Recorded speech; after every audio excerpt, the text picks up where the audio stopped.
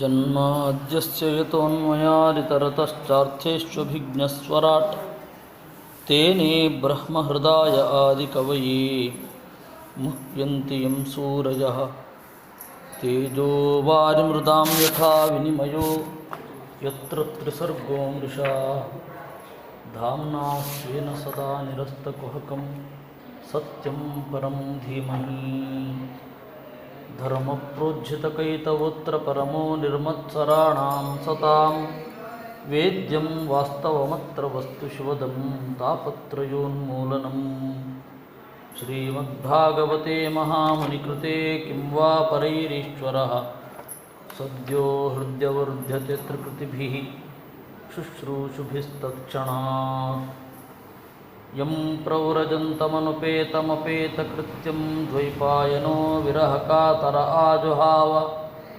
पुत्राइति तन्मयतया तरवोऽपि नेदुः तं सर्वभूतहृदयं मुनिमानतोऽस्मि।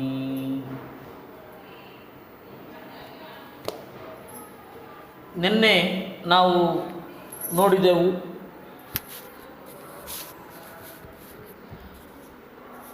ಲಕ್ಷ್ಮೀದೇವಿ ರುಕ್ಮಿಣಿಯಾಗಿದ್ದಾಳೆ. ಅವಳು ಸಮಗ್ರ ವೇದದ ಪ್ರತಿನಿಧಿ.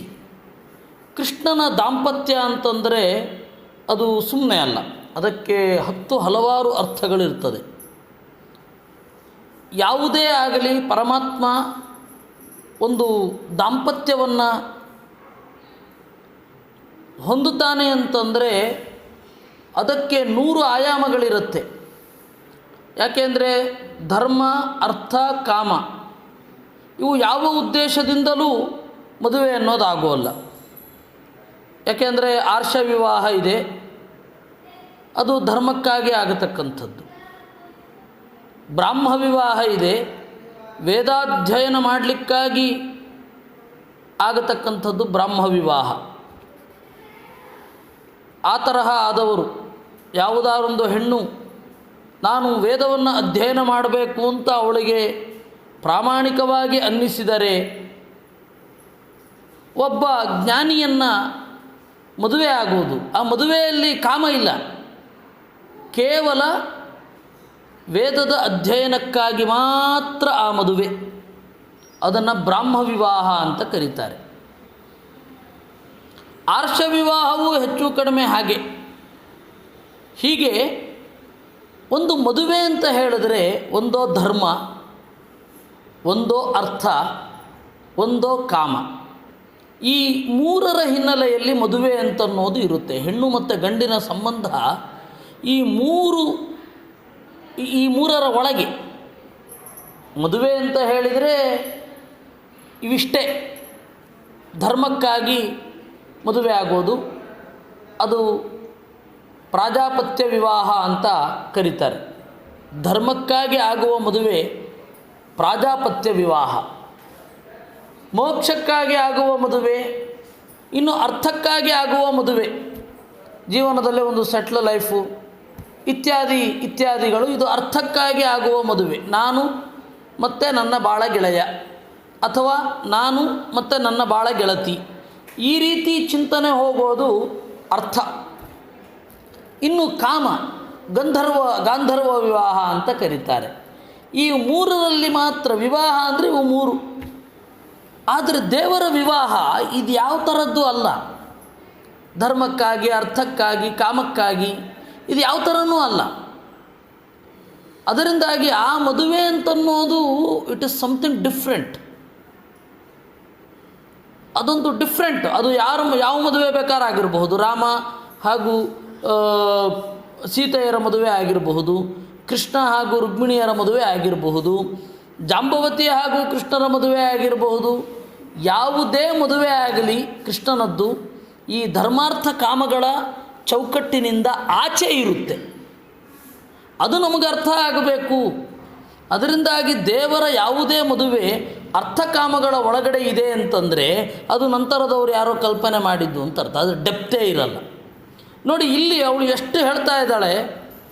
ಅದೊಂದು ಈಗ ನಂತರ ನಾವೀಗ ನೋಡೋದರಲ್ಲಿ ಒಂದು ವೇದದ ಹಿನ್ನೆಲೆ ಇಲ್ಲಿ ತೆರೆದುಕೊಳ್ಳುತ್ತೆ. ಆ ವೇದವನ್ನು ನಾವು ನೋಡೋಣ. ತಂತ್ವಾನುರೂಪಮಭಜಂ ಜಗತಾಮಧೀತಮಾತ್ಮಾನಮತ್ರ ಚ ಪರತ್ರ ಚ ಕಾಮಪೂರಂ ಸ್ಯಾನ್ಮೇ ತವಾಂಘ್ರಿಚರಣಂ ಶ್ರುತಿಭಿರ್ಭ್ರಮತ್ಯಾ ಯೇ ವೈ ಭಜಂತಿ ಉಪಯಾಂತ್ಯನೃತಾಪವರ್ಗಂ.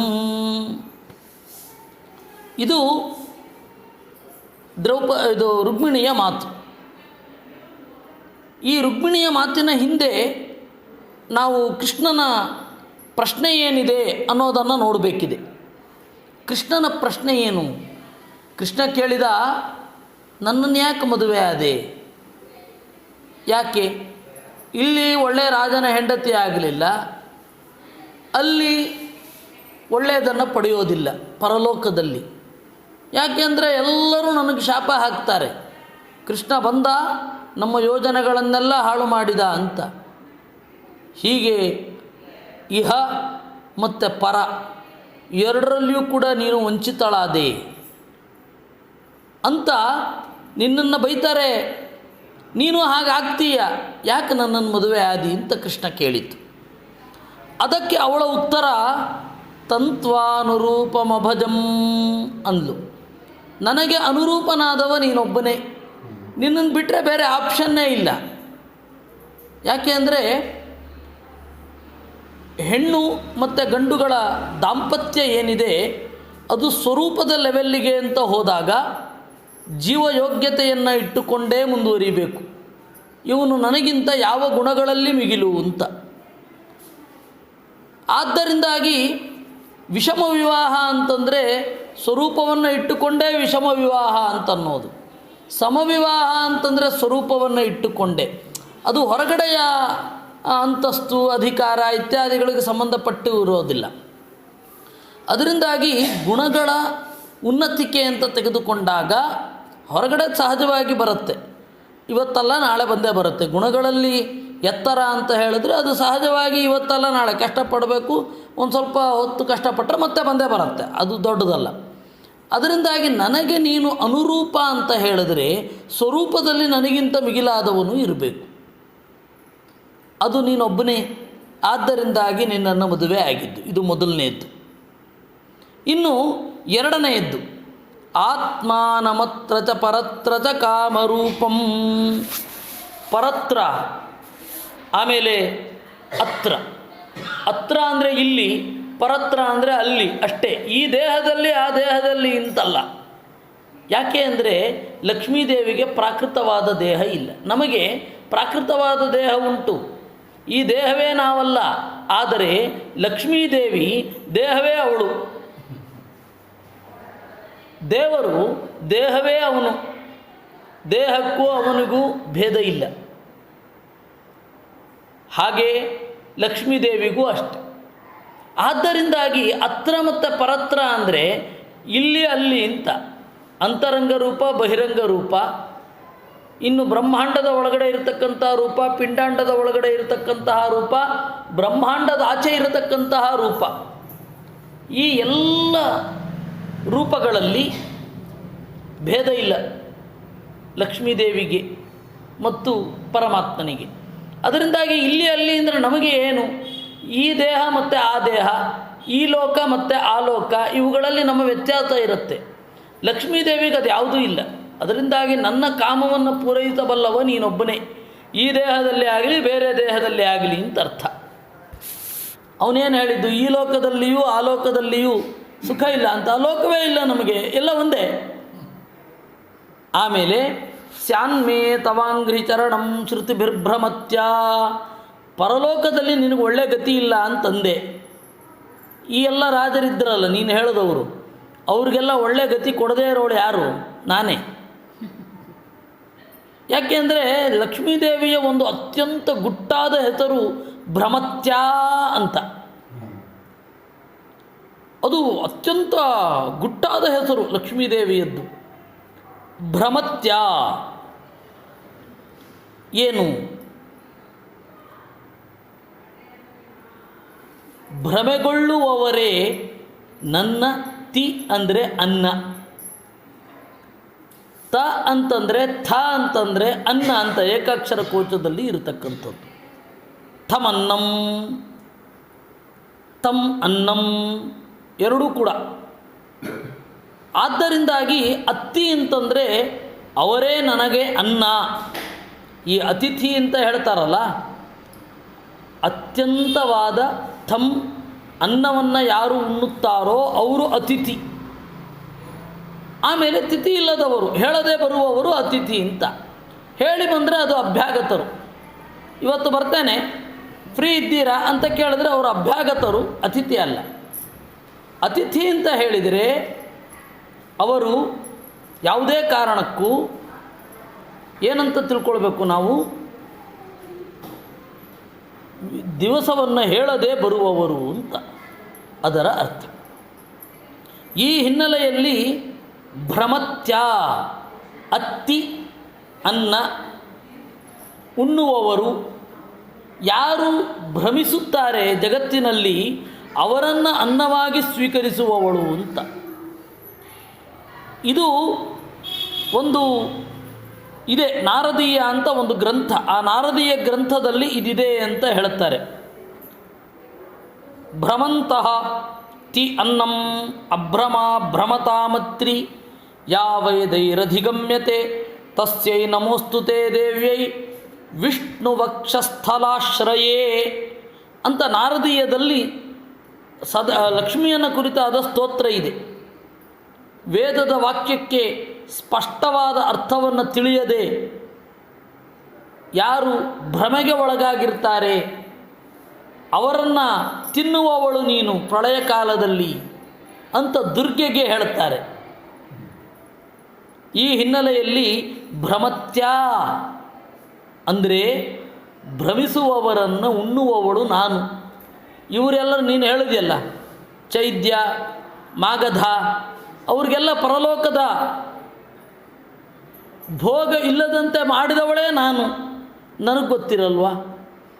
ಅಂತಹ ನನಗೆ ನೀನು ತಮಾಷೆ ಮಾಡೋದಾ? ನನ್ನನ್ನು ಮದುವೆಯಾಗಿ ಈ ಲೋಕ ಮತ್ತು ಆ ಲೋಕ ಎರಡೂ ಇಲ್ಲದೆ ಹೋಗಿದ್ದೀಯಾ ಅಂತ ನನಗೆ ತಮಾಷೆ ಮಾಡೋದಾ ನೀನು? ಈ ಚೈದ್ಯಾದಿಗಳಿಗೆ ಪರಲೋಕದ ಸೊಬಗು ಸುಖ ಇಲ್ಲದಂತೆ ಮಾಡಿದವಳೇ ನಾನು. ಇದು ಭ್ರಮತ್ಯ ಅಂತ ಒಂದೊಮ್ಮೆ ಮಧ್ವರು ಬರದಿದ್ದರೆ ಈ ಪದವೇ ಅರ್ಥ ಆಗ್ತಾ ಇರಲಿಲ್ಲ ನಮಗೆ. ಇದೇನಿದು ಭ್ರಮತ್ಯ ಅಂತ, ಯಾರಿಗೆ ಅನ್ವಯ, ಎಲ್ಲಿಗೆ ಅನ್ವಯ ಅನ್ನೋದೇ ಗೊತ್ತಾಗ್ತಾ ಇರಲಿಲ್ಲ. ಫಸ್ಟ್ ಆಫ್ ಆಲ್ ಇದು ಯಾವ ಒಂದು ವಿಭಕ್ತಿ ಅಂತಲೇ ಗೊತ್ತಾಗ್ತಾ ಇರಲಿಲ್ಲ ನಮಗೆ. ಏಕೆಂದರೆ ವೇದವ್ಯಾಸರ ಪದ ಬಹಳ ಗುಟ್ಟನ್ನು ಒಳಗೊಂಡಿರುತ್ತೆ. ಬಹಳಷ್ಟು ಜನ ವ್ಯಾಖ್ಯಾನ ಮಾಡಿದರು, ಎಷ್ಟೋ ಜನರಿಗೆ ಇದರ ಗುರುತೇ ಹತ್ತಲಿಲ್ಲ. ವಿದ್ಯಾವತಾಂ ಭಾಗವತೆ ಪರೀಕ್ಷಾ ಅಂತ ಸುಮ್ಮನೆ ಅಲ್ಲ ಹೇಳಿದ್ದು, ಅದಕ್ಕೊಂದು ಕಾರಣ ಉಂಟು. ಇದು ಯಾವುದೋ ಹಿನ್ನೆಲೆಯಲ್ಲಿ ಎಷ್ಟೋ ಕಡೆ ಬೇರೆಯವರಿಗೆ ಬಿಡ್ರಿ, ಎಷ್ಟೋ ಜನ ನಮ್ಮವರಿಗೆ ಅದು ಅರ್ಥ ಆಗಿಲ್ಲ. ವ್ಯಾಖ್ಯಾನಕಾರರಿಗೆ ನಾ ಹೇಳ್ತಾ ಇರೋದು, ಏನೇನೋ ಅರ್ಥ ಬರೆದಿರ್ತಾರೆ. ಅದರಿಂದಾಗಿ ಭ್ರಮತ್ಯ ಅಂತನ್ನೋದು ಆಚಾರ್ಯರು ಬಂದು ಹೇಳದಿರುತ್ತಿದ್ದರೆ ಅದು ಅರ್ಥವೇ ಆಗ್ತಾ ಇರಲಿಲ್ಲ. ಅದಕ್ಕೆ ಅವಳು ಹೇಳೋದು ಅಭ್ರಮ ಭ್ರಮತಾಮತ್ರಿ ಯಾವೈದ ಅಭಿಗಮ್ಯತೆ. ಅಭ್ರಮ, ಅವಳಿಗೆ ಭ್ರಮೆ ಇಲ್ಲ. ಭ್ರಮತಾಂ ಅತ್ರಿ, ವೇದವನ್ನು ಸರಿಯಾಗಿ ತಿಳಿಯದವರನ್ನು ತಿನ್ನುತ್ತಾಳೆ. ಅದಕ್ಕೆ ಭ್ರಮತ್ತಿ ಅಂತ ಅವಳ ಹೆಸರು. ಇಷ್ಟು ಗೂಢವಾಗಿ ಅವಳು ಮಾತನಾಡುತ್ತಾಳೆ. ನಾನು ವೇದವನ್ನು ತಪ್ಪಾಗಿ ಅರ್ಥ ಮಾಡಿಕೊಳ್ಳುವವರಿಗೆ, ಒಳ್ಳೆಯ ಲೋಕಗಳನ್ನು ಇಲ್ಲದಂತೆ ಮಾಡುವವಳು ನಾನು. ಇವರ್ಯಾರೂ ಕೂಡ ವೇದವನ್ನು ಸರಿಯಾಗಿ ಅರ್ಥೈಸಿಕೊಂಡಿಲ್ಲ. ಕೆಲವೊಬ್ಬರಂತೂ ವೇದದ ಗೋಜಿಗೆ ಹೋಗದೆ ವೇದವನ್ನು ಅಪ್ರಮಾಣ ಅಂದವರು, ಜರಾಸಂಧ ಮೊದಲಾದವರು. ಅವರ ಪರಂಪರೆಯಲ್ಲಿ ಜರಾಸಂಧನ ಫೋರ್ಫಾದರ್ ಯಾರು ಅಂತಂದರೆ ಒಬ್ಬ ಉಪರಿಚರ ವಸು. ಉಪರಿಚರ ವಸು ಎಂತಹ ಎತ್ತರದ ರಾಜ! ಪರಮಾತ್ಮನ ತಾತ ಅವನು, ವೇದವ್ಯಾಸ ರೂಪಿ ಪರಮಾತ್ಮನ ತಾತ ಉಪರಿಚರ ವಸು. ಉಪರಿಚರ ವಸುವಿನ ಮಗಳು ಕಾಳಿ. ಕಾಳಿ ಅಂದರೆ ಕಪ್ಪು ಬಣ್ಣ ಉಳ್ಳವಳು ಅಂತ. ಆ ಕಾಳಿ ಏನಿದ್ದಾಳೆ ವೇದವ್ಯಾಸರನ್ನು ಹೆತ್ತಳು. ಆದ್ದರಿಂದಾಗಿ ಸತ್ಯವತಿ ಅಂತ. ಸತ್ಯ ಅಂದರೆ ಪರಮಾತ್ಮ, ಎಲ್ಲ ಗುಣಗಳಿಂದ ತುಂಬಿದ ಪರಮಾತ್ಮನನ್ನು ಸತ್ಯ ಅಂತ ಕರೀತಾರೆ. ಅಂತಹ ಸತ್ಯ ಎನ್ನುವ ವೇದವ್ಯಾಸರನ್ನು ಮಗನಾಗಿ ಪಡೆದಳು. ಆದ್ದರಿಂದಾಗಿ ಅವಳ ಹೆಸರು ಸತ್ಯವತಿ.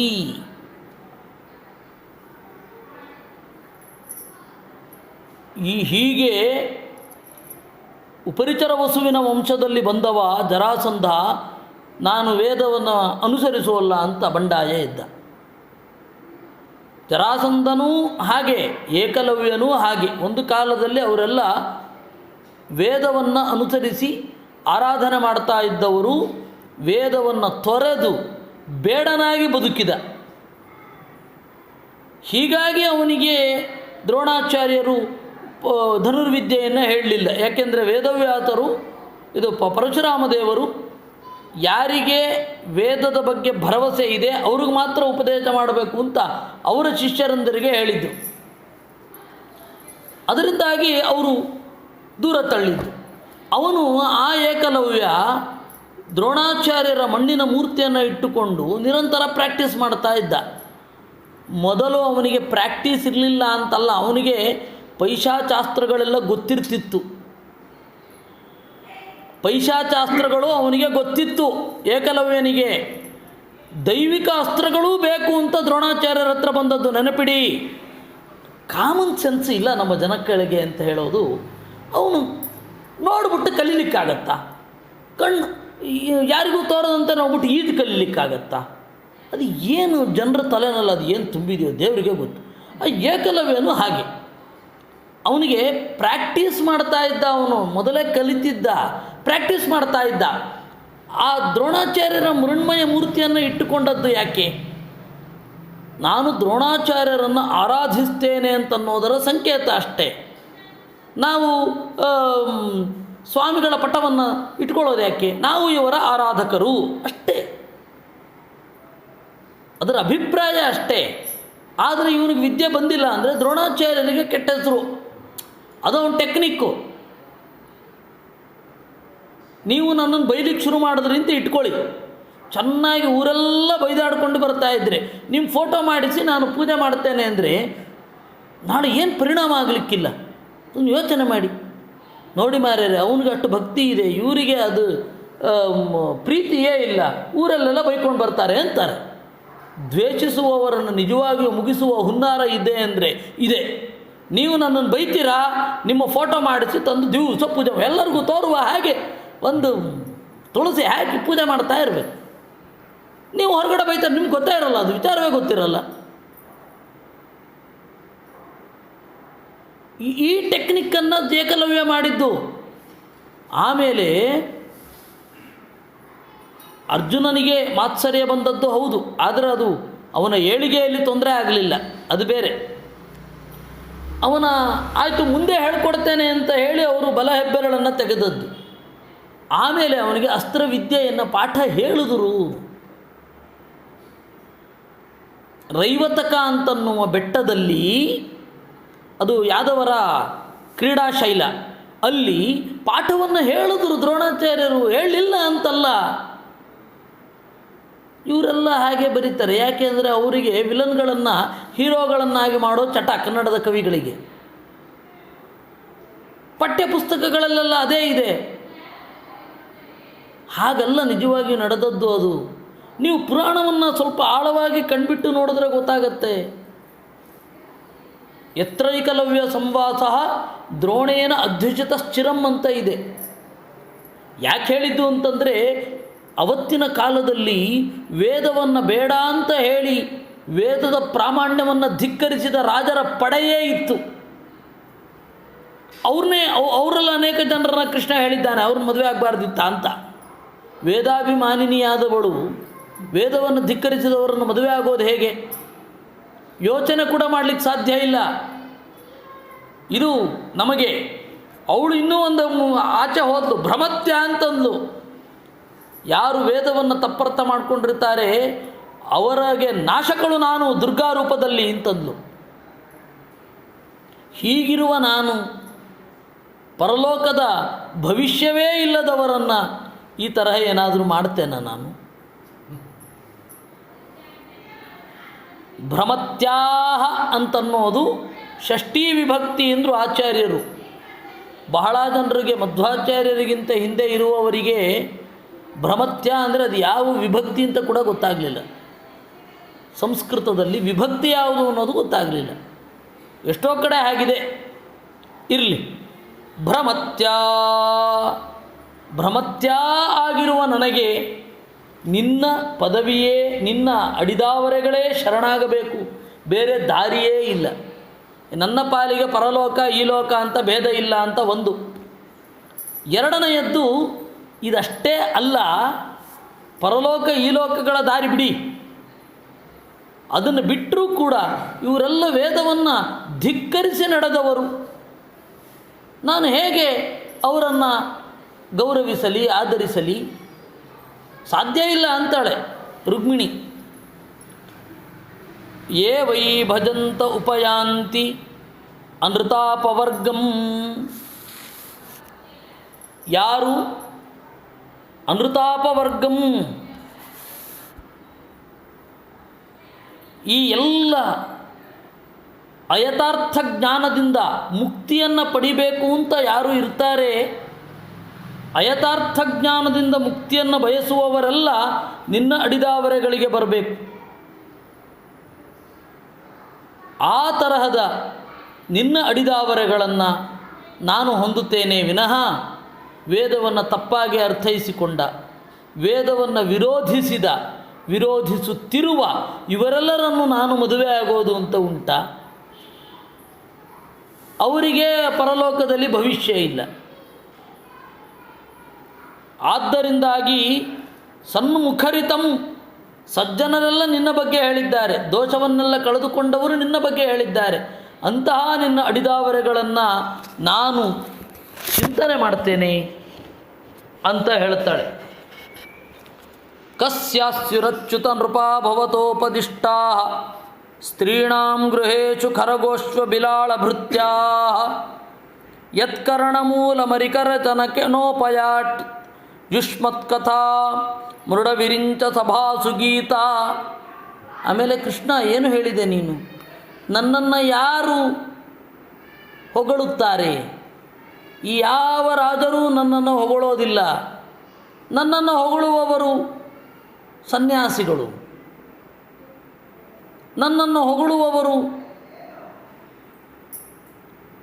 ಭಿಕ್ಷುಕರು ಅಂತ ನೀನು ಹೇಳಿದೆ. ಹೌದು, ಅವ್ರಿಗೆ ಮಾತ್ರ ನೀನು ಗೋಚರ ಆಗೋದು, ಬೇರೆಯವರಿಗ?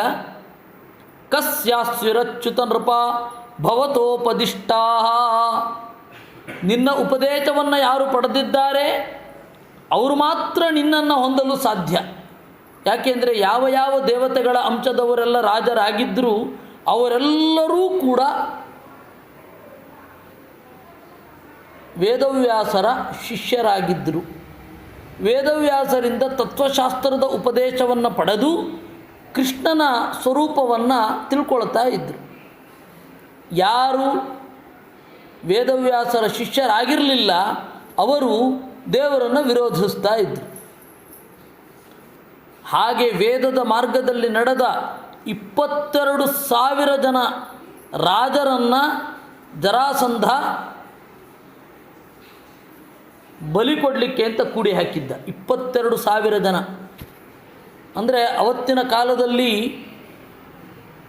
86%, 86% ರಾಜರನ್ನು ತಂದು ಬಲಿ ಕೊಡಲಿಕ್ಕೆ ಅಂತ ಕಾಯ್ತಾ ಇದ್ದ ಜರಾಸಂಧ. ಇನ್ನು 14% ರಾಜರು ಮಾತ್ರ ಉಳಿದಿದ್ದರು. ಯಾರು? ವೈದಿಕರು.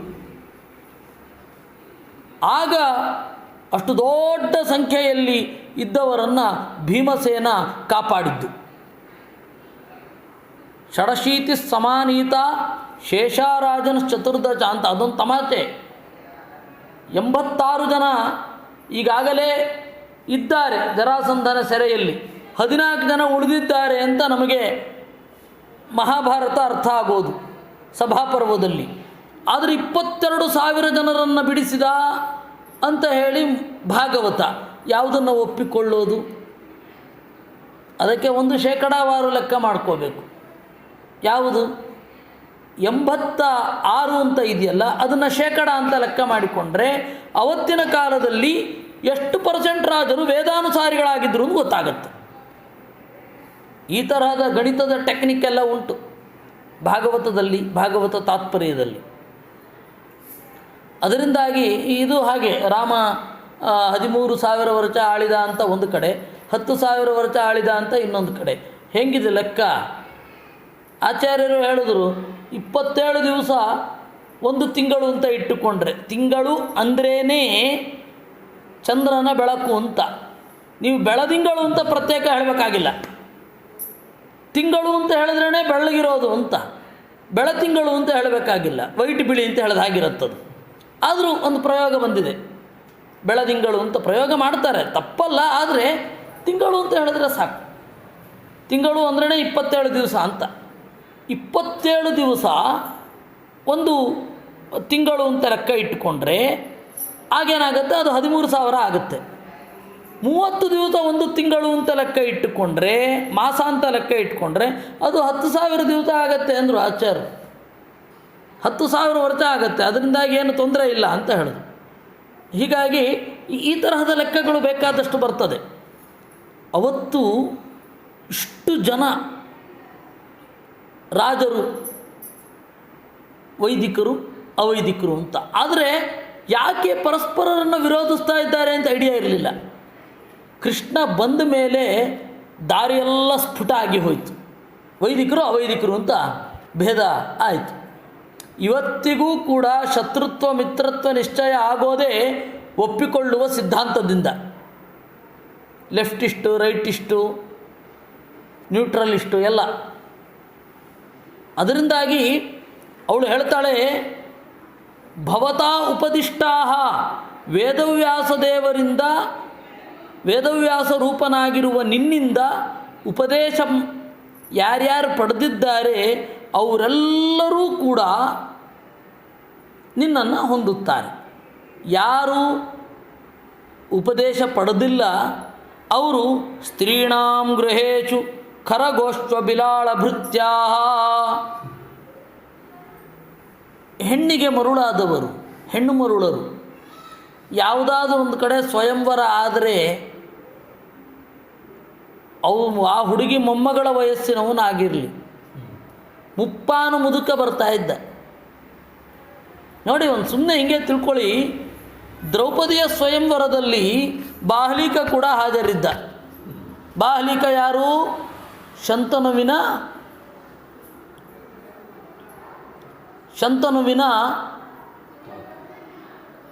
ಅಣ್ಣ. ಅಷ್ಟು ಹಿರಿಯ, ಸುಮಾರು ಇವಳಿಗಿಂತ 4 ತಲೆಮಾರು ಆಚೆ ಇದ್ದಾನೆ. ಆದರೆ ಬಂದಿದ್ದ. ಹಾಗೆ ಬಹಳ ಜನ ಇದ್ದರು. ಜರಾಸಂಧ ಬಂದಿದ್ದ, ಶಲ್ಯ ಬಂದಿದ್ದ. ಅದಕ್ಕೆ ಹೇಳ್ತಾರೆ, ಹೆಣ್ಣು ಮರುಳರಾದವರು ಅವರೆಲ್ಲ ಯತ್ಕರ್ಣ ಮೂಲ ಮರಿಕರ್ಚನನೋಪಯಾಯಾತ್ ಯುಷ್ಮತ್ ಕಥಾಮೃಡ ವಿರಿಂಚ ಸಭಾಸು ಗೀತಾ. ಅವರ ಕಿವಿ ನಿನ್ನ ಯಶಸ್ಸಿನಿಂದ ತಿಳಿಯಾಗಿಲ್ಲ, ಅವರ ಒಳಗಡೆ ನೀನು ಹೊಕ್ಕೋದಿಲ್ಲ. ಆದ್ದರಿಂದಾಗಿ ನೀನು ಹೀಗೆ ಹೇಳಿದರೆ ನಾನು ಏನು ಹೇಳಬೇಕು? ನಿನ್ನನ್ನು ಹೊಗಳದವರಿಗೆ ಎತ್ತರಕ್ಕೆ ಏರುವ ಯೋಗ್ಯತೆಯೇ ಇಲ್ಲ ಅಂತ ಹೇಳಬೇಕೇ ವಿನಃ, ಅಯ್ಯೋ ನಿನ್ನನ್ನು ಯಾರೂ ಹೊಗಳ್ತಾ ಇಲ್ಲ ಅಂತ ನಿನ್ನನ್ನು ಬಿಡೋದಲ್ಲ. ಇವತ್ತು ನಾವು ಗೂಗಲಲ್ಲಿ ಸರ್ಚ್ ಮಾಡೋದು ಹಾಗೆ. ಎಲ್ಲರೂ ವಿಸಿಟ್ ಮಾಡಿರುವ ವೆಬ್ಸೈಟ್ ಯಾವುದು ಅಂತ ಹೆಚ್ಚು ನೋಡೋದು. ಕೆಲವೊಮ್ಮೆ ಅದರಲ್ಲಿ ಒಳ್ಳೆ ಮಾಹಿತಿ ಇಲ್ಲದೆ ಇರೋದು ಇರುತ್ತೆ. ಒಳ್ಳೆ ಮಾಹಿತಿ ಇರೋದನ್ನು ಜನರು ವಿಸಿಟ್ ಮಾಡಿರೋಲ್ಲ. ಬಹಳ ಜನರ ಪ್ಯಾಪ್ಯುಲಾರಿಟಿಯ ಮೇಲೆ ಅದರ ಸತ್ಯತ್ವವನ್ನು ತೀರ್ಮಾನ ಮಾಡಬೇಡಿ. ಪ್ಯಾಪ್ಯುಲಾರಿಟಿಯ ಮೇಲೆ ಯಾವುದೇ ಒಂದು ಸಂಗತಿಯನ್ನು ಇದು ಸರಿ ಇದು ತಪ್ಪು ಅಂತ ತೀರ್ಮಾನ ಮಾಡಬೇಡಿ. ಸತ್ಯದ ಬೆನ್ನ ಹಿಂದೆ ಹೋಗಿ ಸತ್ಯದ ದಾರಿ ಒಂಟಿ. ಅದನ್ನು ಅವಳು ಬೇರೆ ತರಹ ಹೇಳಿದ್ಲು ರುಕ್ಮಿಣಿ. ಇವರೆಲ್ಲ ನಿನ್ನನ್ನು ಹೊಂದಿಲ್ಲ ಅಂತಂದರೆ ಕಾರಣ ಏನು? ಅವ್ರ ಯೋಗ್ಯತೆ ಇಲ್ಲ ಅಂತ ಅರ್ಥ. ಹೀಗಾಗಿ ಬಹಳ ಜನ ನಿನ್ನನ್ನು ಬೈತಾ ಇದ್ದಾರೆ ಅಂತ ಹೇಳಿದ್ರೆ ಅವರಿಗೆ ನಿನ್ನನ್ನು ತಿಳ್ಕೊಳ್ಳೋ ಯೋಗ್ಯತೆ ಇಲ್ಲ ಅಂತ ಅರ್ಥ. ಅವರೆಲ್ಲ ಯಾರು? ಎಂಥವರು ನಿನ್ನನ್ನು ಬೈತಾ ಇರೋದು? ಹೆಣ್ಣು ಮರುಳರಾಗಿ ಹೆಣ್ಣಿನ ಊಳಿಗವನ್ನು ಕೈಗೊಂಡವರೆಲ್ಲ ನಿನ್ನನ್ನು ಬೈತಾ ಇದ್ದರೆ ನಾನು ಯಾಕೆ ಅದನ್ನು ಲೆಕ್ಕಿಸಿಕೊಂಡು ಅದನ್ನು ಪ್ಯಾರಾಮೀಟರಾಗಿಟ್ಟುಕೊಂಡು ಬಹಳ ಜನ ತುಳಿದ ಹಾದಿ ಅಂತ ನಿನ್ನನ್ನು ಯಾಕೆ ಬಿಟ್ಟು ಹೋಗಬೇಕು ಅಂತ ರುಕ್ಮಿಣಿ ಕೃಷ್ಣನಿಗೆ ಕೇಳೋದು. ತ್ವಕ್ಶ್ವಶ್ಮುರೋಮನಖ ಕೇಶಪಿನದ್ಧ ಮಂತರ್ಮಾಂಸಾಸ್ಥಿರಕ್ತ ಕ್ರಿಮಿ ವಿಡ್ಭರಿತಾಂತ್ರವೀತಂ ಜೀವಚ್ಛವಂ ಭಜತಿ ಕಾಮಮತಿರ್ವಿಮೂಢ ಯಾತೆ ಪದಾಬ್ಜಮಕರಂದಮಜಿಘ್ರತಿ ಸ್ತ್ರೀ.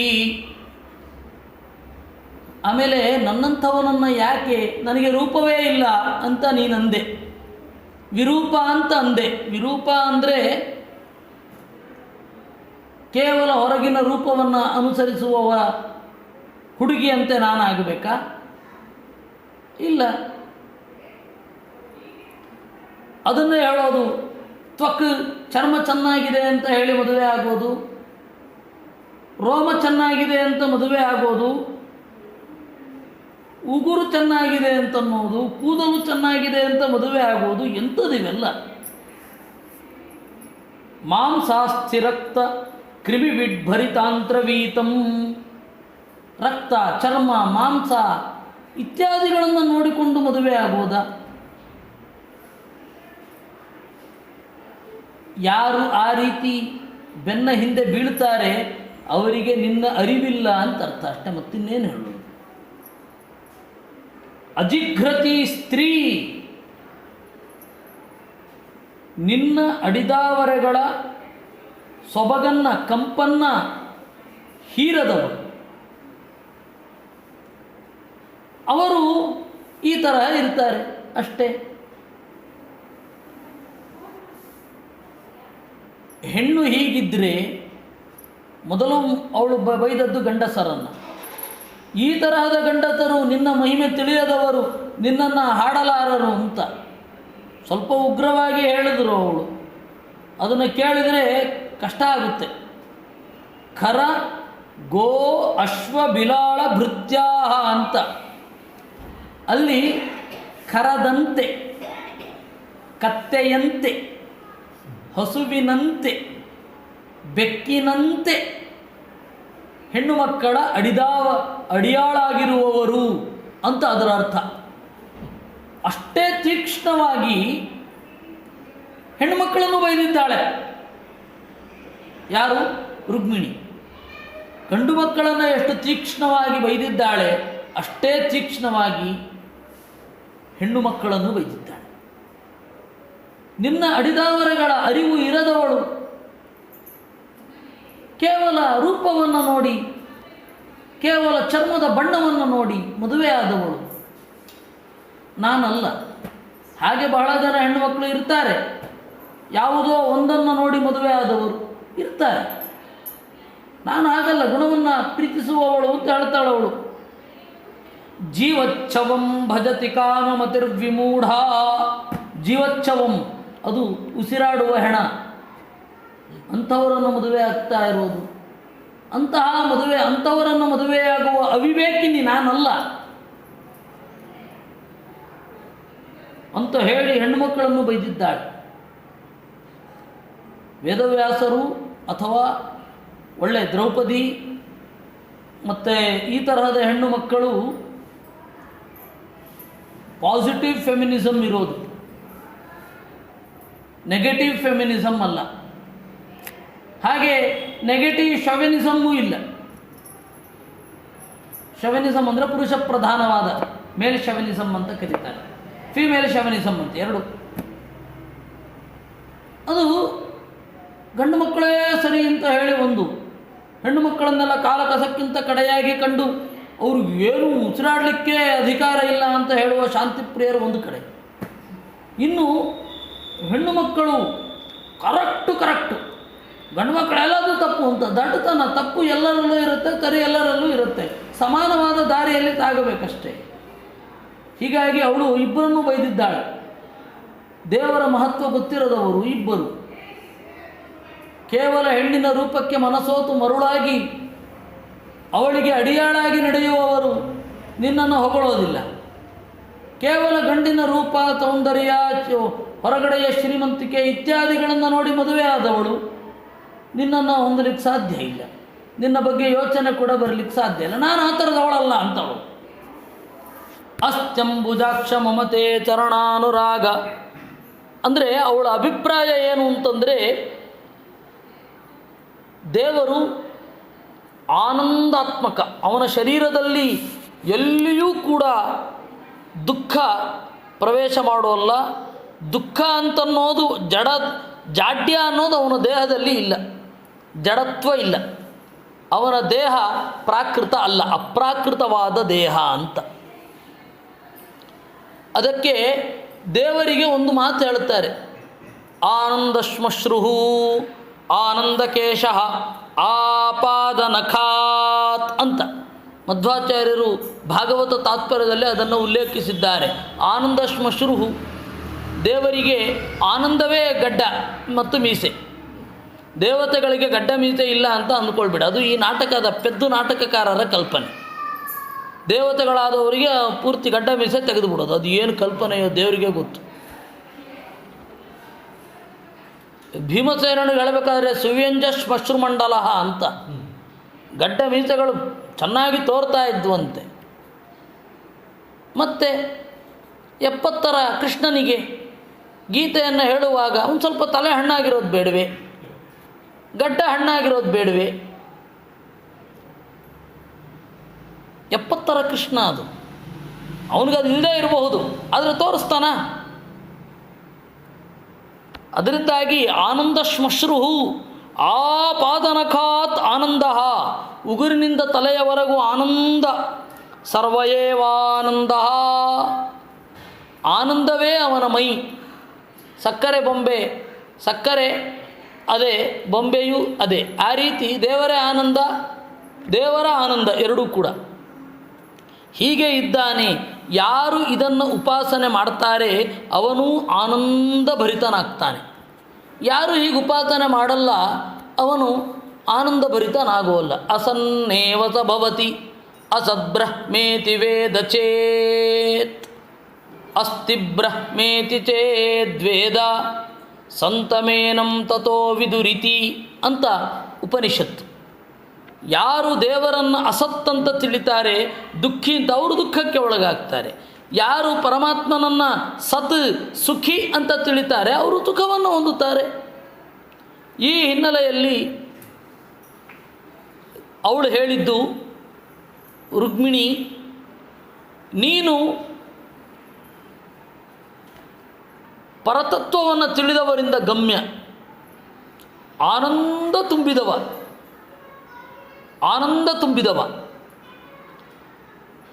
ನಿನ್ನನ್ನು ಹೊಂದಿದವಳು ದೇಹ ಅದನ್ನು ನೋಡದೆ ಗುಣವನ್ನು ನೋಡಿ ಅವರವರನ್ನು ಉಪಾಸನೆ ಮಾಡುವವಳು. ಯಾರು ಹೀಗಿರೋದಿಲ್ಲ,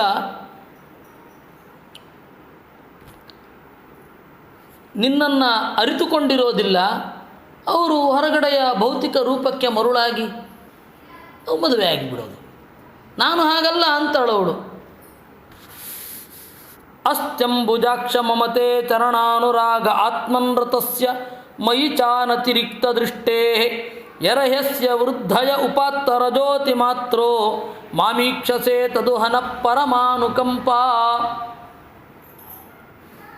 ಅಂಬುಜಾಕ್ಷ, ಓ ತಾವರೆಯಂತಹ ಅಗಲವಾದ ಕಣ್ಣಿನವನೇ, ತವ ಚರಣಾನುರಾಗ ಅಸ್ತಿ, ನಿನ್ನ ಮೇಲೆ ಉತ್ಕಟವಾದ ಪ್ರೀತಿ ನನಗಿದೆ, ನನ್ನ ಮೇಲೆ ನಿನಗೂ ಪ್ರೀತಿ ಇದೆ, ಅದು ನನಗೆ ಗೊತ್ತಿದೆ. ಯಾಕೆಂದರೆ ನೀನು ಅನತಿರಿಕ್ತ ದೃಷ್ಟೇ, ಯಾರ ಗುಣ ಯಾರ ಸ್ವಭಾವ ಹೇಗೆ ಅಂತ ತಿಳಿದವ, ಅವರವರ ಯೋಗ್ಯತೆಗೆ ತಕ್ಕ ಹಾಗೆ ಅವರವರನ್ನು ಆಯಾ ವಸ್ತುಗಳನ್ನು ಕೊಡುವ ಮೂಲಕ ಸಂತೋಷಗೊಳಿಸಿದವ. ಅದಕ್ಕೆ ಹೇಳಿದ್ದು ಅನತಿರಿಕ್ತ ದೃಷ್ಟಿ ಅಂತ. ಯಾರು ಬೇಕಾದ್ರೂ ತಪ್ಪು ಮಾಡಬಹುದು, ಯಾರು ಬೇಕಾದರೂ ಅಪಾತ್ರರಲ್ಲಿ ಪ್ರೀತಿಯನ್ನು ತೋರಿಸಬಹುದು, ಆದರೆ ನೀನು ಹಾಗೆ ಮಾಡೋಲ್ಲ. ಇದು ನಿನ್ನ ಒಂದು ಗುಣ. ಹೀಗಾಗಿ ಹೇಳೋದು ಆತ್ಮನ್ರತಸ್ಯ, ನಿನಗೆ ನಾನು ಬೇಡ ಅನ್ನೋದು ಸತ್ಯ. ಯಾಕೆಂದರೆ ನೀನು ಆತ್ಮನ್ರತಸ್ಯ, ನನ್ನಿಂದ ನಿನಗೆ ಸುಖ ಸಿಗಬೇಕಾಗಿಲ್ಲ, ಮತ್ತೆ ನಿನ್ನಿಂದಲೇ ನೀನು ಸುಖಿಸುವವ. ಅದಕ್ಕೆ ಆತ್ಮನ್ರತಸ್ಯ. ಯರಯಸ್ಯ ವೃದ್ಧಯ ಉಪಾತ್ತರಜೋತಿ ಮಾತ್ರ, ಉಪಾತ್ತರಜ, ಆದರೂ ಕೂಡ ನೀನು ರಜೋಗುಣವನ್ನು ತೆಗೆದುಕೊಂಡು ಈ ಪ್ರಪಂಚವನ್ನು ಪ್ರೀತಿಸಿದ್ದಿ. ಇದಕ್ಕೆ ಆಚಾರ್ಯರು ಸರಿಸುಮಾರು ವ್ಯಾಖ್ಯಾನವನ್ನು ಬರೀತಾರೆ. ಅದರ ಜಗತ್ತಿನ ಪರಿಸ್ಥಿತಿ ಮೊದಲಾದವುಗಳನ್ನು ಹೇಳುತ್ತಾರೆ. ಅದೇನು ಅಂತ ಹೇಳಿ ಒಂದು ಸ್ವಲ್ಪ ಮುಂದೆ ಹೋಗಿ ಬರುವ. ಮಾಮೀಕ್ಷಸೆ, ಆದರೂ ಈ ಪ್ರೀತಿಯಿಂದ ನನ್ನನ್ನು ನೋಡುತ್ತೆಲ್ಲ, ನನ್ನ ಮೇಲೆ ನಿನಗೆ ಅನುಕಂಪ ಇರುವುದು.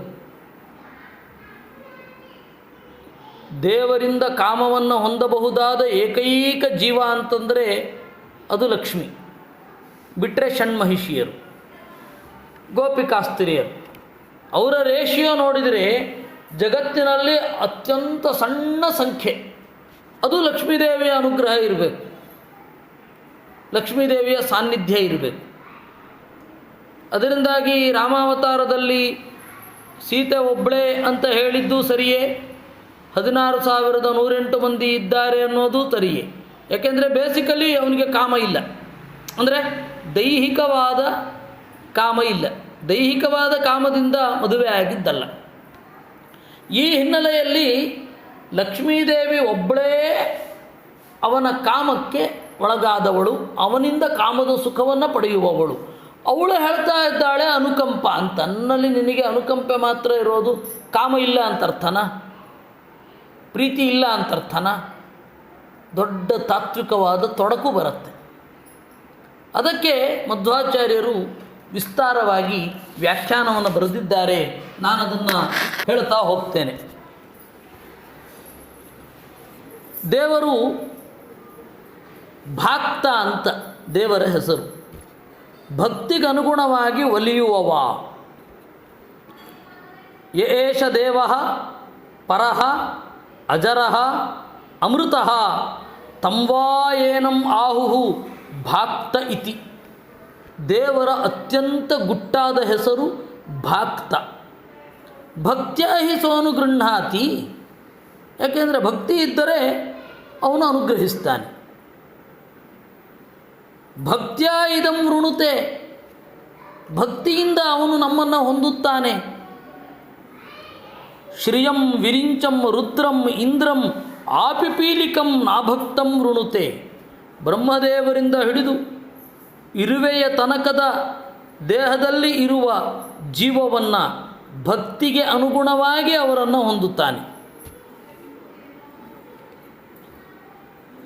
ನಾಭಕ್ತಂ ಅನುಗೃಹ್ಣಾತಿ ಯಾವದ್ವಾವಸ ಭಕ್ತ ತಾವದ್ವೇಷ ವೃಣುತೆ.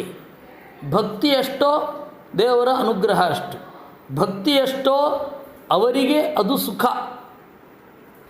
ಯಾರು ಭಕ್ತಿಯನ್ನು ಹೊಂದಿರುತ್ತಾರೆ ಅವರಿಗೆ. ನಾಧಿಕಂ ವೃಣುತೆ, ಭಕ್ತಿಗಿಂತ ಮೀರಿ ಅವರನ್ನು ಪ್ರೀತಿಸುವುದಿಲ್ಲ. ಭಕ್ತಿಗಿಂತ ಮೀರಿ ಸುಖವನ್ನು ಕೊಡೋದಿಲ್ಲ.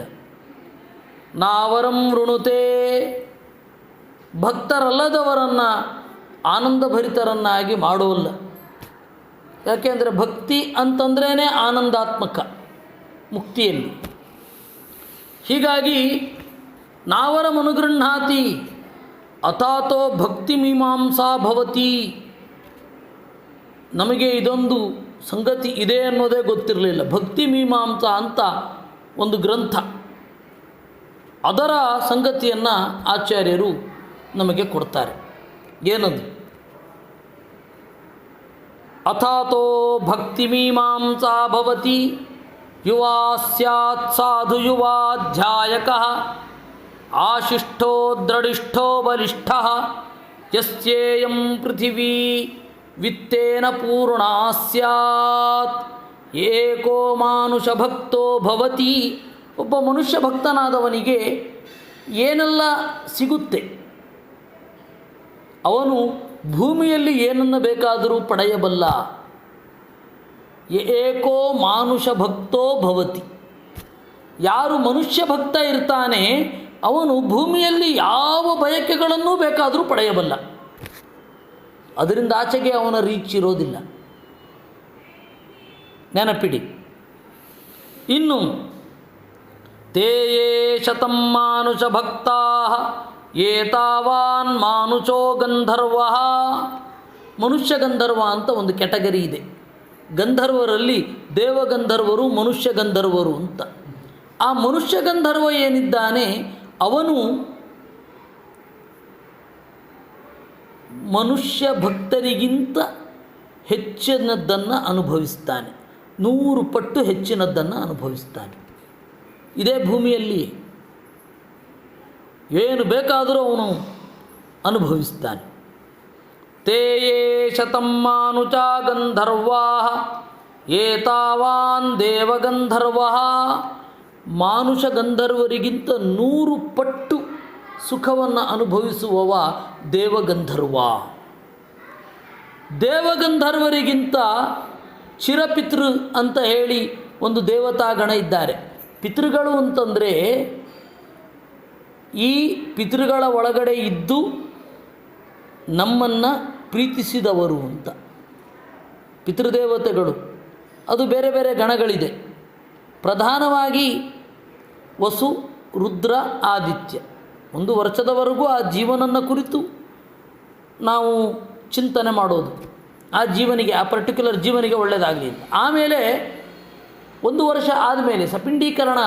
ವಸ್ತುತಃ 1 ವರ್ಷ ಆದಮೇಲೆ ಸಪಿಂಡೀಕರಣ. ಈಗೇನು ಮಾಡಿಬಿಡ್ತಾ ಇದ್ದಾರೆ, ಸ್ವಲ್ಪ ಹಿಂದೆಯೇ ಬಂದು 15ನೇ ದಿವಸದಲ್ಲೋ 12ನೇ ದಿವಸದಲ್ಲೋ ಸಪಿಂಡೀಕರಣ ಮಾಡಿಬಿಡ್ತಾ ಇದ್ದಾರೆ. ಅದು ಧರ್ಮಶಾಸ್ತ್ರದಲ್ಲಿ ಸಪಿಂಡೀಕರಣ ಅದು ಆಪ್ಷನಲ್. ಅದು ಅಂದರೆ 1 ವರ್ಷಕ್ಕಿಂತ ಮೊದಲು ಸಪಿಂಡೀಕರಣ ಆಪ್ಷನಲ್ಲು, 1 ವರ್ಷ ಆದಮೇಲೆ ಮಾಡಿ ಅಂತ ಹೇಳಿರೋದು. ಈಗ ಏನಂತಿದೆ, ಆಮೇಲೆ ಅವರು ಸಿಗ್ತಾರೋ ಇಲ್ವೋ, ಅವ್ರಿಗಾಗತ್ತೋ ಆಗಲ್ವೋ, ಕಾಲದ ಏನು ನಿರ್ಬಂಧ, ಎಲ್ಲೋ ವಿದೇಶ ಕೊಟ್ಟೋಗ್ತಾರೆ. ಹೀಗಾಗಿ 1 ವರ್ಷಕ್ಕಿಂತ ಮುಂಚೆಯೇ ಆಪ್ಷನಲ್ ಸಪಿಂಡೀಕರಣವನ್ನು ಮಾಡಿಬಿಡ್ತಾ ಇದ್ದಾರೆ. ಈ ಪಿತೃಗಳ ಒಳಗಡೆ ಇದ್ದು ಅನುಗ್ರಹ ಮಾಡುವವರು ಆ ಜೀವ ಮಗನಿಂದ ಒಳ್ಳೆಯದನ್ನು ಹೊಂದಬೇಕಾದ ಯೋಗ್ಯತೆ ಹೊಂದಿದ್ದರೆ ಅವನಿಗೆ ಮಗ ಮಾಡಿದ ಶ್ರದ್ಧೆಯ ಫಲವನ್ನು ತಲುಪಿಸುವವರು ಅವರು ಚಿರಪಿತೃಗಳು ಅಂತ ಕರೀತಾರೆ. ಆ ಚಿರಪಿತೃಗಳು ದೇವಗಂಧರ್ವರಿಗಿಂತ ಹೆಚ್ಚಿನದನ್ನು ಅನುಭವಿಸುತ್ತಾರೆ. ಏತಾವತ್ಯತಾತ್ವಿಕೀ ದೇವತಾ. ಅವರಿಗಿಂತ 100 ಪಟ್ಟು ಸುಖವನ್ನು ಅತಾತ್ವಿಕ ದೇವತೆಗಳು ಅನುಭವಿಸ್ತಾರೆ. ಅನಾಖ್ಯಾತ ದೇವತೆಗಳು ಅಂತ ಕೋಟ್ಯಂತರ ಜನ ಇದ್ದಾರೆ. ಆದರೆ ಇರೋದು ಮಾತ್ರ 9 ಕೋಟಿ. 33 ಕೋಟಿ ಅವೆಲ್ಲ ಇಲ್ಲ, ಅದು ಶಾಸ್ತ್ರ ವಿರುದ್ಧ. ಯಾಕೆಂದರೆ ಮಧ್ವಾಚಾರ್ಯರು ಹೇಳಿದ್ದು ನವಕೋಟ್ಯೋ ಹಿ ದೇವಾನಾಂ ಬ್ರಹ್ಮಣಿ 2 ಶತಾಧಿಕೆ ಅಂತಲೇ ಹೇಳಿದ್ದವರು. 9 ಕೋಟಿ ಹೇಳಿದ್ದು, ನಾವು 33 ಕೋಟಿ, 99 ಕೋಟಿ, 333 ಕೋಟಿ, ಎಂತೆಂಥದೋ ಕಲ್ಪನೆಗಳಿದೆ.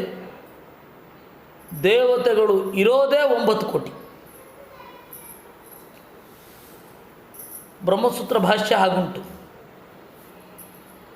ಬ್ರಹ್ಮಸೂತ್ರ ಭಾಷ್ಯ ಉಂಟು, ತತ್ವಪ್ರದೀಪ ಉಂಟು, ಎಲ್ಲವೂ ಇದೇ ಸಂಖ್ಯೆಯನ್ನು ಹೇಳಿರುವಂಥದ್ದು. ತಥಾಚ ಅತಾತ್ವಿಕ ದೇವತೆಗಳಿಗಿಂತ 100 ಪಟ್ಟು ಹೆಚ್ಚು ತಾತ್ವಿಕ ದೇವತೆಗಳು ಅನುಭವಿಸುತ್ತಾರೆ. ದೇವರ ಭಕ್ತಿ ಅವರಲ್ಲಿ ಆ ಮಟ್ಟಕ್ಕೆ ಇರುತ್ತೆ, ಅಷ್ಟು ಸುಖವನ್ನು ಅವರು ಅನುಭವಿಸ್ತಾರೆ. ತಾಯಾಶ್ಚತಂ ತಾತ್ವಿಕ್ಯೋ ದೇವತಾ ಏತಾವಾನ್ವಾ ಪುರುಹೂತಃ. ಅವರಲ್ಲಿ ಆ ತಾತ್ವಿಕ ದೇವತೆಗಳಲ್ಲಿ ಮಿಗಿಲಾದವ ಇಂದ್ರ. ಇಂದ್ರನಿಗಿಂತ 100 ಪಟ್ಟು ರುದ್ರ ಅನುಭವಿಸೋದು. ರುದ್ರನಿಗಿಂತ 100 ಪಟ್ಟು ಬ್ರಹ್ಮದೇವರು ಅನುಭವಿಸ್ತಾರೆ ಸುಖವನ್ನು.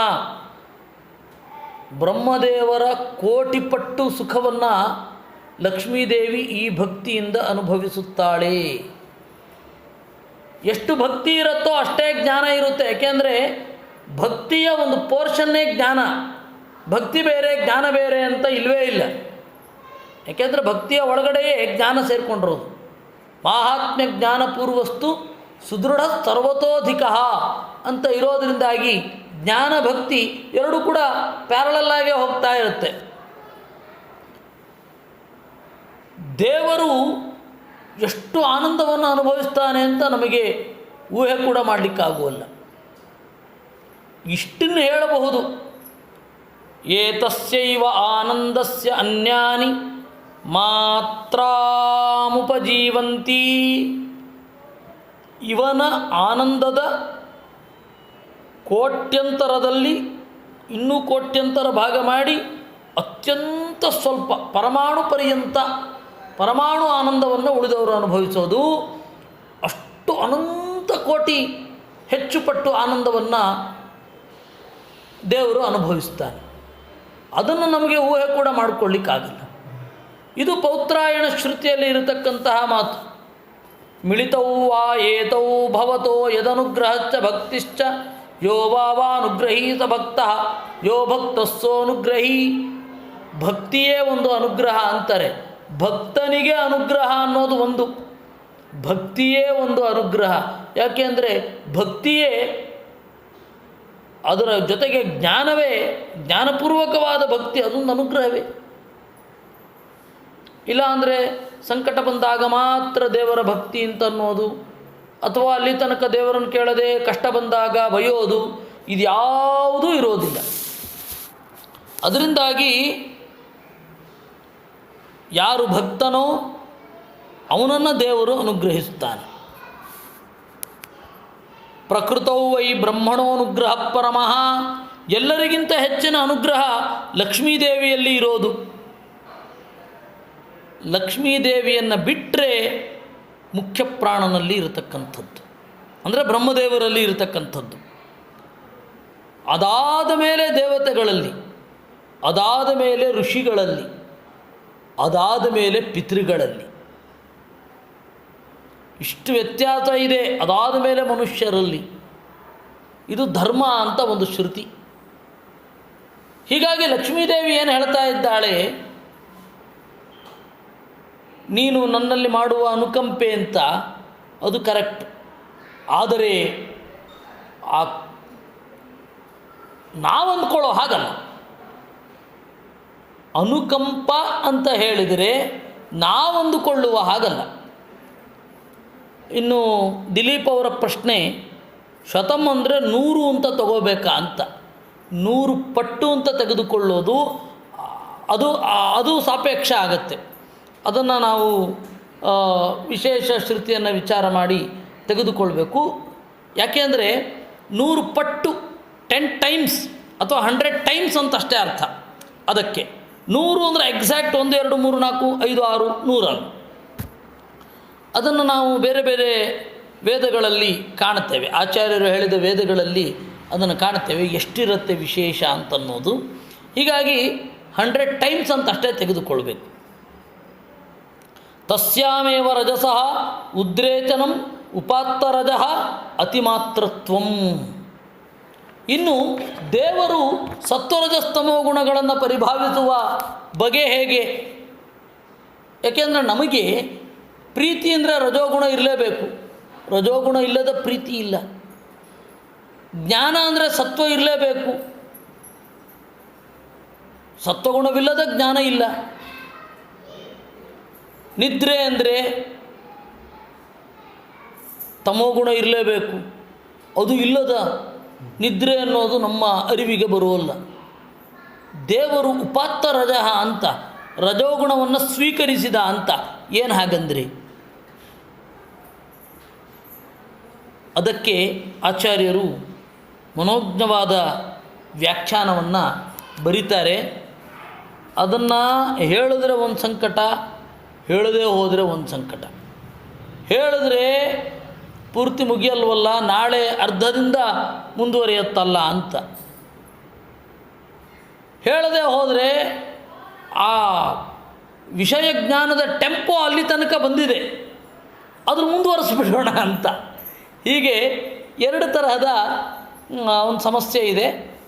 ಆದರೂ ನಾಳೆ ಫ್ರೆಶ್ ಆಗಿ ಶುರು ಮಾಡೋಣ. ದೇವರು ಅಗುಣ, ಅವನಿಗೆ ಸತ್ವಗುಣ ರಜೋಗುಣ ತಮೋಗುಣಗಳಿಲ್ಲ, ಆದರೆ ಅವನು ರಜೋಗುಣವನ್ನು ತೆಗೆದುಕೊಳ್ತಾನೆ ಅಂತ ಏನು ಹಾಗಂದ್ರೆ ಇತ್ಯಾದಿಗಳನ್ನು ನಾವು ನಾಳೆ ನೋಡೋಣ ಅನ್ನೋದನ್ನು. ಅವನು ಪ್ರಕೃತಿ ತಗೊಳ್ಳೋದು ಅಂದರೆ ಏನು, ಗುಣವನ್ನು ಸ್ವೀಕರಿಸೋದು ಅಂದರೆ ಏನು ಅನ್ನೋದು. ಇನ್ನೊಂದು 2-3 ಶ್ಲೋಕಗಳಿದೆ, ಅದನ್ನು ಇದು ಸೇರಿ 3, ಇನ್ನು 2 ಶ್ಲೋಕ ಇದೆ, ಅಲ್ಲಿಗೆ ಅವಳ ಮಾತು ಮುಗಿಯುತ್ತೆ. ಪ್ರಣಯ ಕಲಹದಲ್ಲಿ ಈ ತರಹದ ತತ್ವಗಳೆಲ್ಲ ಇವೆಯಲ್ಲ ಅಂತ. ಗಂಡ ಹೆಂಡತಿಯರ ಒಂದು ಜಗಳ,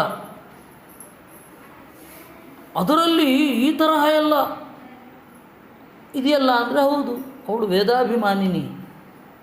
ಇವನು ಕೃಷ್ಣ ವೇದದಿಂದ ಹೊರಗಡೆ ನಿಂತು ಮಾತನಾಡೋದು.